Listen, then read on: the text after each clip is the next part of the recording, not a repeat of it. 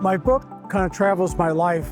I go way back to grade school, high school, undergraduate, military, medical school, residencies. I talk about all that training and where I was, being a very successful heart surgeon, and then my wife had a major stroke.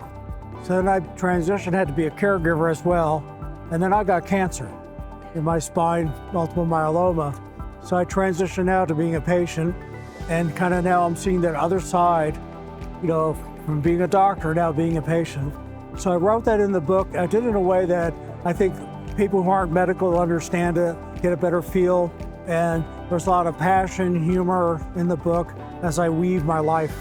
So I'm about 90% done with book 3. The book 3 will be called 30 Degrees on Bypass. It's a kind of continuation of what's happened to me, but I also went back and did some really in-depth of, grade school, high school things. I put in there things about our 50th anniversary, what we've gone through, and kind of where we are now as I transition, in life.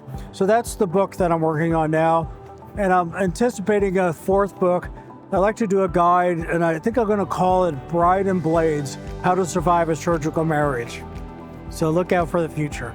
So always the question is, what about your colleagues? What do they think? I've had great support at the university. They're all excited, the things I've been doing these shows and things. Also what I do is I sign 245 copies of books for my first-year students as they start medical school, because I want them to get that humanistic aspect of what it's like to be a doctor, but also, being a caregiver, with someone and then being a patient.